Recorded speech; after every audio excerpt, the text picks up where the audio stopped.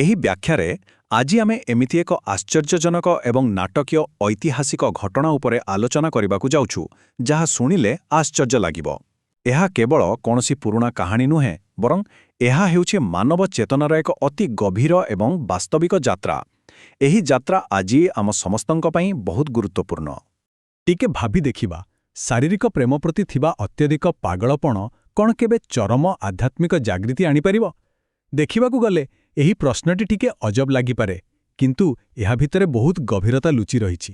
ଆମେ ସାଧାରଣତଃ ଭାବୁ ଯେ କୌଣସି ଜିନିଷ ପ୍ରତି ଥିବା ତୀବ୍ର ଆସକ୍ତି କେବଳ ଆମକୁ ବାନ୍ଧି ରଖେ, କିନ୍ତୁ ଠିକ୍ ସେହି ଅନ୍ଧ ଆସକ୍ତି କିପରି ଏକ ବିରାଟ ମୁକ୍ତିର କାରଣ ହୋଇପାରେ, ଆଜି ଆମେ ତାହାଇ ଖୋଜି ବାହାର କରିବ। ଆସନ୍ତୁ ସର୍ବପ୍ରଥମେ ଆମେ ଆସକ୍ତିର ଜାଲ ଏବଂ ସାଂସାରିକ ମୋହର ଚରମ ସୀମା ବିଷୟରେ ବୁଝିବା। 16 ଶତାବ୍ଦୀର ମହାନ କବି ତଥା ସନ୍ଥ ତୁଳସୀଦାସଙ୍କ ଜୀବନୀ ଉପରେ ଟିକେ ନଜର ପକାଇବା। ତାଙ୍କ ଜୀବନର ଆରମ୍ଭ କେମିତି ଥିଲା ଆଉ କେଉଁ ପରିସ୍ଥିତି ତାଙ୍କୁ ଆସକ୍ତିର ଏକ ଅନ୍ଧ ଜାଲରେ ବାନ୍ଧି ରଖିଥିଲା, ତାହା ଜାଣିବା ବହୁତ ରୋଚକ ଅଟେ। ଶୈଶବର କଥା କହିଲେ ତାହା କେବଳ ଦୁଃଖ ଓ ଘୋର ଦାରିଦ୍ର୍ୟରେ ପୂର୍ଣ୍ଣ ଥିଲା। ଅତି କମ୍ ବୟସରୁ ଅନାଥ ହୋଇଯିବା କାରଣରୁ ତାଙ୍କୁ ଭିକ୍ଷା ମାଗି ବଞ୍ଚିବାକୁ ପଡୁଥିଲା। କିନ୍ତୁ ଯୌବନରେ ଯେତେବେଳେ ତାଙ୍କର ବିବାହ ରତ୍ନାବଳୀଙ୍କ ସହ ହେଲା, ସବୁକିଛି ବଦଳିଗଲା। ଏହି ସମ୍ପର୍କ ତାଙ୍କ ପାଇଁ ଏତେ ଗଭୀର ଆକର୍ଷଣ ପାଲଟିଗଲା ଯେ ସେ ନିଜ ପତ୍ନୀଙ୍କ ପ୍ରତି ସମ୍ପୂର୍ଣ୍ଣ ଅନ୍ଧ ହୋଇଗଲେ। ଥରେ ତାଙ୍କ ପତ୍ନୀ ନିଜ ବାପଘରକୁ ପଳାଇଥିଲେ। ତାଙ୍କୁ ଦେଖିବା ପାଇଁ ତୁଳସୀଦାସ ଏତେ ପାଗଳ ହୋଇଗଲେ ଯେ ଘୋର ଅନ୍ଧକାର ମଧ୍ୟରାତ୍ରିରେ ଏକ ଭୟଙ୍କର ବନ୍ୟାପ୍ଲାବିତ ନଦୀ ପାର କରିବାକୁ ବି ପଛାଇଲେ ନାହିଁ। ଆଉ ସବୁଠାରୁ ଲୋମଟାଙ୍କୁରା କଥା ହେଉଛି, ନଦୀ ପାର ହେବା ପାଇଁ ସେ ପାଣିରେ ଭାସୁଥିବା ଗୋଟିଏ ଶବକୁ କାଠଗଣ୍ଡି ଭାବି ଧରି ପାର ହୋଇଥିଲେ। ବାସ୍ତବରେ ଏହା ଥିଲା ସାଂସାରିକ ମୋହର ସେହି ଚରମ ସୀମା। ଏବେ ଦେଖିବା ଜାଗୃତିର ବାକ୍ୟ, ଯାହା ଏହି କାହାଣୀରେ ଏକ ସମ୍ପୂର୍ଣ୍ଣ ରୂପାନ୍ତରର ମାଧ୍ୟମ ସାଜିଥିଲା। ଯେତେବେଳେ ସେ ସେହି ବିପଜ୍ଜନକ ଅବସ୍ଥାରେ ଯାଇ ନିଜ ପତ୍ନୀଙ୍କ ପାଖରେ ପହଞ୍ଚିଲେ, କାହାଣୀରେ ଏକ ଜବରଦସ୍ତ ମୋଡ଼ ଆସିଲା। ରତ୍ନାବଳୀ ତାଙ୍କୁ କହିଥିଲେ, ଯଦି ତୁମେ ଏହି ହାଡ଼ମାଂସର ଶରୀରକୁ ଯେତିକି ଭଲ ପାଉଛ, ସେତିକି ଭଲ ପାଇବା ପ୍ରଭୁ ଶ୍ରୀରାମଙ୍କୁ ଦେଇଥାନ୍ତ, ତେବେ ଭବସାଗର ପାର ହୋଇଯାଇଥାନ୍ତ। ଏହି କଥାଟି କେବଳ ଗୋଟେ ସାଧାରଣ ତିରସ୍କାର ନଥିଲା, ବରଂ ଏହା ଥିଲା ଏକ ବ୍ରହ୍ମବାକ୍ୟ।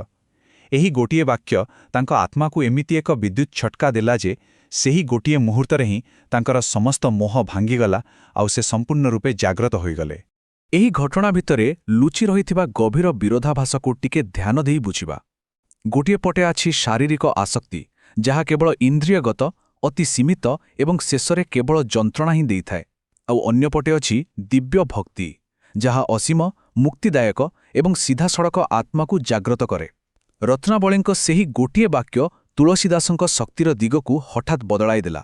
ଯେଉଁ ଊର୍ଜା ଶାରୀରିକ ମୋହରେ ନଷ୍ଟ ହେଉଥିଲା, ତାହା ଏକ ବିରାଟ ଆଧ୍ୟାତ୍ମିକ ଭକ୍ତିରେ ପରିଣତ ହୋଇଗଲା।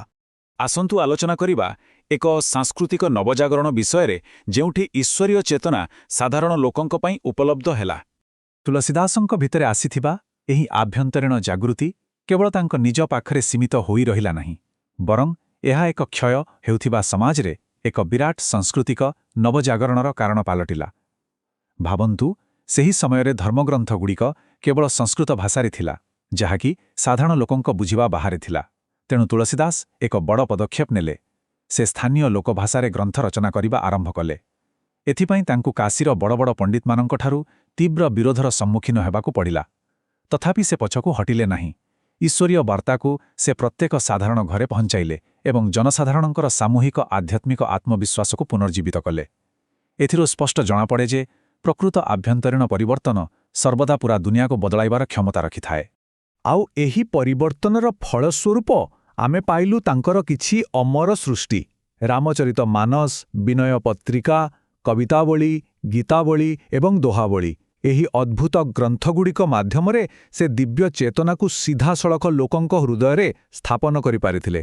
ପରବର୍ତ୍ତୀ ବିଷୟ ହେଉଛି ଯନ୍ତ୍ରଣାକୁ ଶକ୍ତିରେ ପରିଣତ କରିବା ବା ମାନବିକ କଷ୍ଟର ରସାୟନ।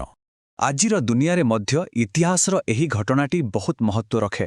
ଶହ ଶହ ବର୍ଷ ପୂର୍ବେ ତୁଳସୀଦାସ ଯେଉଁ ହୃଦୟ ବିଦାରକ ଯନ୍ତ୍ରଣା ଅନୁଭବ କରିଥିଲେ, ତାହା ଆଜିର ସମାଜରେ ଦେଖାଯାଉଥିବା ଅବସାଦ ବା ଡିପ୍ରେସନ୍ ଏବଂ ବସ୍ତୁବାଦୀ ଖାଲିପଣ ସହ ସମ୍ପୂର୍ଣ୍ଣ ଭାବେ ସମ୍ପର୍କିତ। ଆମେ ସମସ୍ତେ ପ୍ରାୟତଃ ଯନ୍ତ୍ରଣାକୁ ଏକ ଅଭିଶାପ ବୋଲି ଭାବିଥାଉ, କିନ୍ତୁ ପ୍ରକୃତ କଥା ହେଉଛି ଯନ୍ତ୍ରଣା ଆତ୍ମାର ଗଭୀରତା ମାପିବା ପାଇଁ ଏକ ପରୀକ୍ଷାଗାର ଅଟେ।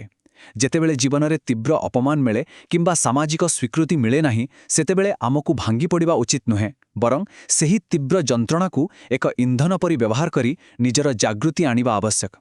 ଏହା ଆମ ଆଧୁନିକ ସମାଜର ଚିତ୍ରକୁ ଚମତ୍କାର ଭାବରେ ଦର୍ଶାଉଛି। ଗୋଟିଏ ପଟେ ରହିଛି ଆଧୁନିକ ବସ୍ତୁବାଦ। ଆମେ ସୋସିଆଲ ମିଡିଆରେ ଅନ୍ୟର ସ୍ୱୀକୃତି ପାଇବା ପାଇଁ ପାଗଳ। ସବୁ ଭୌତିକ ସୁଖ ଓ ଧନ ଥାଇ ମଧ୍ୟ ଆମେ ଭିତରୁ ଏକ ପ୍ରକାରର ଖାଲିପଣା ଅନୁଭବ କରୁଛୁ। ଅନ୍ୟପଟେ ରହିଛି ଆଧ୍ୟାତ୍ମିକ ରସାୟନ। ଏହାର ଅର୍ଥ ହେଉଛି ନିଜ ଜୀବନର ସେହି ଦୁଃଖ, ଅପମାନ ଓ ପ୍ରତ୍ୟାଖ୍ୟାନକୁ ଆଧାର କରି ନିଜ ଅନ୍ତରାତ୍ମାକୁ ଚିହ୍ନିବା ଏବଂ ଏକ ଗଭୀର ଅର୍ଥ ଖୋଜିବା। ଦୁଃଖର ସେହି କଳା ଶକ୍ତିକୁ ଆଲୋକମୟ ଉଚ୍ଚତର ଚେତନାରେ କିପରି ରୂପାନ୍ତରିତ କରାଯାଇପାରିବ ତାହା ଆମକୁ ଏଥିରେ ଶିଖିବାକୁ ମିଳେ। ଏବେ ଆଲୋଚନା କରିବା ଆଉ ଏକ ମୁଖ୍ୟ ପ୍ରସଙ୍ଗ ଉପରେ, ଚେତନାର ଅକ୍ଷ ପରିବର୍ତ୍ତନ, ଅର୍ଥାତ୍ ଏହି 3D ବାସ୍ତବତାରୁ ଆଗକୁ ବଢ଼ିବା। ଏହା ହେଉଛି ଏକ ଅତି ଗଭୀର ଦାର୍ଶନିକ ଧାରଣା, ନିଜ ଜୀବନର ଅକ୍ଷକୁ ମୂଳରୁ ବଦଳାଇ ଦେବାର କ୍ଷମତା। ଯଦି ଆମେ ଲକ୍ଷ୍ୟ କରିବା, ପଶୁମାନେ ନିଜର ଇନ୍ଦ୍ରିୟଗତ ବାସନା ଏବଂ କେବଳ ବଞ୍ଚି ରହିବା ପାଇଁ ସବୁବେଳେ ଗୋଲାମ ହୋଇ ରହିଥାନ୍ତି। କିନ୍ତୁ ମାନବ ଜାତିର ପ୍ରକୃତ ଅଦ୍ୱିତୀୟ ଗୁଣ କ'ଣ? ତାହା କେବଳ ଆମର ବୁଦ୍ଧି ନୁହେଁ, ତାହା ହେଉଛି ଆମର ଦୃଷ୍ଟିଭଙ୍ଗୀକୁ ସୀମିତ ବାସନାରୁ ହଟାଇ ସେହି ଅସୀମ ଈଶ୍ୱରଙ୍କ ଆଡ଼କୁ ନେବାର ଶକ୍ତି। ଏହା ହିଁ ତ ପ୍ରକୃତ ମାନବୀୟ ଚେତନା। ଯେପର୍ଯ୍ୟନ୍ତ ଆମେ ବାହ୍ୟ ସୁଖରେ ଅଟକି ରହିଛୁ, ଆମେ ଆମର ପ୍ରକୃତ ସମ୍ଭାବନାକୁ କେବେ ବି ବୁଝିପାରିବା ନାହିଁ। ତେବେ ପ୍ରଶ୍ନ ଉଠୁଛି, ଏହି ପରିବର୍ତ୍ତନ ବାସ୍ତବରେ କିପରି ହେବ? ଏଥିପାଇଁ 3ଟି ସ୍ପଷ୍ଟ ପଦକ୍ଷେପ ରହିଛି। ପ୍ରଥମେ ଆମକୁ ଚିହ୍ନିବାକୁ ପଡ଼ିବ ଯେ ଆମେ ଏହି 3D ବସ୍ତୁବାଦୀ ସଂଗ୍ରହର ଏକ ବିରାଟ ଜାଳରେ ଫସି ରହିଛୁ। ଦ୍ୱିତୀୟରେ, ବାହ୍ୟ ଦୁନିଆରୁ ମିଳୁଥିବା ସ୍ୱୀକୃତି ଏବଂ ଶାରୀରିକ ସୁଖରୁ ନିଜର ଧ୍ୟାନ ଏବଂ ଶକ୍ତିକୁ ଧୀରେ ଧୀରେ ପ୍ରତ୍ୟାହାର କରିବାକୁ ହେବ। ଏବଂ ତୃତୀୟ ପଦକ୍ଷେପଟି ହେଉଛି ନିଜ ମନକୁ 5D ଆଧ୍ୟାତ୍ମିକ ଉପଲବ୍ଧି ଏବଂ ଆଭ୍ୟନ୍ତରୀଣ ସତ୍ୟ ଉପରେ ସମ୍ପୂର୍ଣ୍ଣ ରୂପେ କେନ୍ଦ୍ରୀଭୂତ କରିବା। ଠିକ୍ ଏହିପରି ଭାବରେ ଆମ ଜୀବନର ଗୁରୁତ୍ୱାକର୍ଷଣ କେନ୍ଦ୍ରକୁ ଭୌତିକ ସ୍ତରରୁ ଆଧ୍ୟାତ୍ମିକ ସ୍ତରକୁ ବଦଳାଇ ହେବ। ଏହି ସବୁକୁ ଗଭୀର ଭାବେ ବୁଝିବା ପରେ ଶେଷରେ ମନରେ ଗୋଟିଏ ପ୍ରଶ୍ନ ନିଶ୍ଚୟ ଆସେ, ଆମ ଜୀବନର ଅକ୍ଷ ବା କେନ୍ଦ୍ରବିନ୍ଦୁ ବର୍ତ୍ତମାନ କେଉଁଠାରେ ଅବସ୍ଥିତ ଅଛି? କ'ଣ ଆମେ ବାହ୍ୟ ଆକର୍ଷଣ ଓ ବସ୍ତୁବାଦୀ ଦୁନିଆର ଅକ୍ଷ ଚାରିପଟେ ଘୁରୁଛୁ, ନା ନିଜ ଅନ୍ତରାତ୍ମାର ସତ୍ୟ ଚାରିପଟେ? ପ୍ରକୃତ ଜାଗୃତି ସେତେବେଳେ ହିଁ ସମ୍ଭବ ହୁଏ ଯେତେବେଳେ ଆମେ ନିଜର ଆସକ୍ତିକୁ ଚିହ୍ନିପାରିବା ଏବଂ ତାହାକୁ ଏକ ବିରାଟ ଶକ୍ତିରେ ପରିଣତ କରିପାରିବା। ଏହି ଏକ ମହତ୍ତ୍ୱପୂର୍ଣ୍ଣ ଏବଂ ଗଭୀର ଚିନ୍ତାଧାରା ସହିତ ଆଜିର ଏହି ବିଶ୍ଳେଷଣକୁ ଶେଷ କରୁଛୁ। ନିଜ ଭିତରେ ଖୋଜିବା ଜାରି ରଖନ୍ତୁ, ପ୍ରକୃତ ସତ୍ୟ ନିଶ୍ଚୟ ମିଳିବ।